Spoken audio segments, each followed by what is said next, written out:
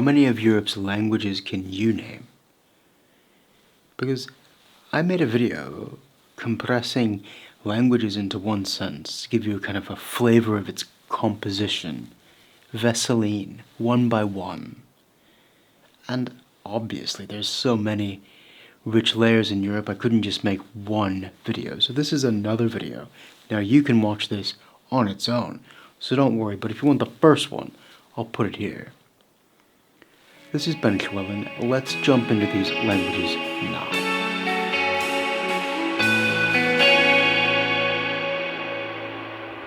Faroese is Norse spoken by Vikings who occasionally married an Irish woman, with Danish food and English drippings. Occitan is what happened when Catalans spoke Old French, with a Corsican flair and Italian sprinkles. Sámi is a group of Uralic languages, a distant eccentric second cousin to Finnish, who decided to go off on his own and be a reindeer herder for 1,000 years. With faint early Indo-European echoes from the south, and then Norwegian and Swedish sprinkles. Georgian is like a Basque language of the Caucasus not spoken by Basques, with a deep dislike for vowels, and hints that it grew up alongside the earlier Indo-Europeans as a separate group. Sardinian is a very conservative Latin spoken by a distant relative of the Basques. Under echoes, influences from Phoenician, with Arabic and Catalan sprinkles underneath a lump of Italian. Yiddish is Middle High German written in a Hebrew script spoken by Hebrew and Aramaic speakers, with influences then from several Slavic languages, especially the sprinkles from Ukrainian and Polish and Russian, and then reheated in modern Hebrew. Tatar is not tartar sauce. It is a Turkic language of those nomadic pillagers who were ruled over by the Golden Horde, with strong influence from Uralic languages and Russian, and now with Arabic sprinkles from Islam.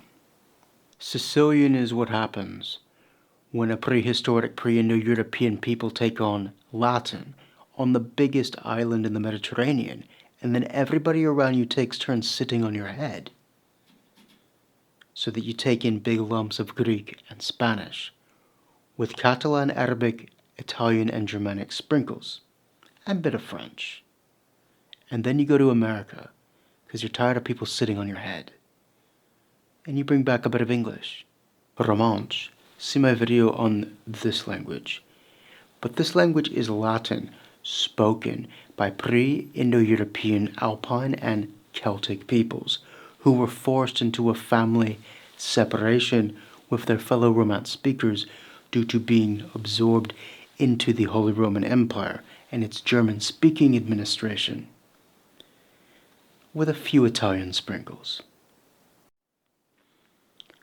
Rusyn. This is an East Slavic language under heavy Church Slavonic influence, who fled up into the mountains to get away from invaders, and then by the time they came down, all the borders were changed and they ended up in 7 different nations, and they're like, are we Hungarian, Ukrainian, Polish, Serbian, Romanian? We'll just go back up into the mountains for a few hundred years, and then they came back down again. The borders were changed again, with Ukrainian sprinkles. Frisian is sort of like the English who stayed in their own country, under heavy Dutch influence, and Low German sprinkles.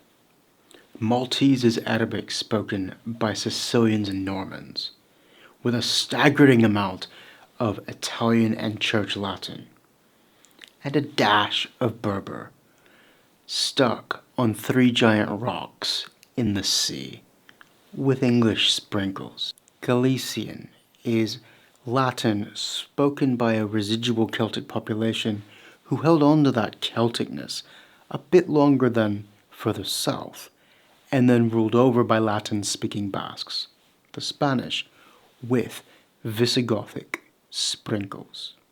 Burgundian is the result of the core of the Celtic world, the Gauls, being Latinized in that area.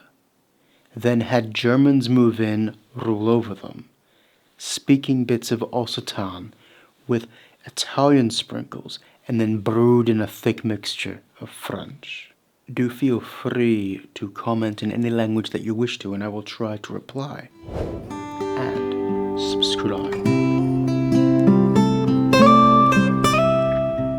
Mari is a Finno-Ugric language, which formed on the Russian steppe under Indo-Iranian influences in the snow, and is now heavily Russified. Kashubian is like if Polish had a kid brother with a grandmother who was half Baltic, who passed down a few words, and then took in German not from High German so much like Polish, but more from Low German. Very similar languages though. Scots. Scots is Saxon's sister language spoken by anglicized Welsh warriors, who asked Flemish Dutch to come join the party, under influence of Irish, with Viking sprinkles. Walon is a langue d'oil, like French or Gallo, which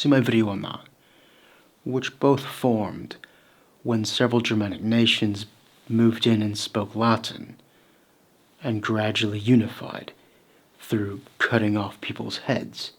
But Walloons sort of escaped having their heads cut off, at least some of the posh ones did, which kept it more separate as a language, with lots of Dutch influence and German sprinkles.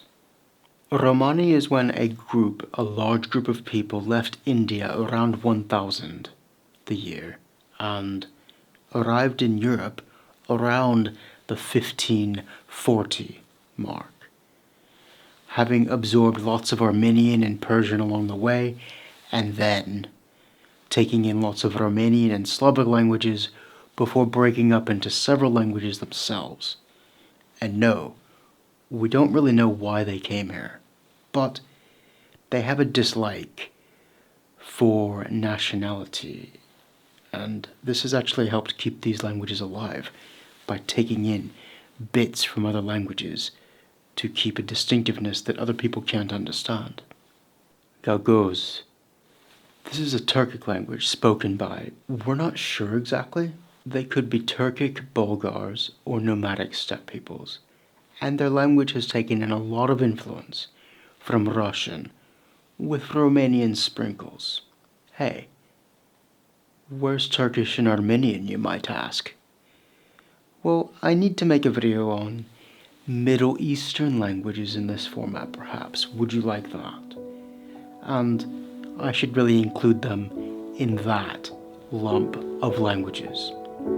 Hey, thank you very much for watching. We'll see you again. Did you notice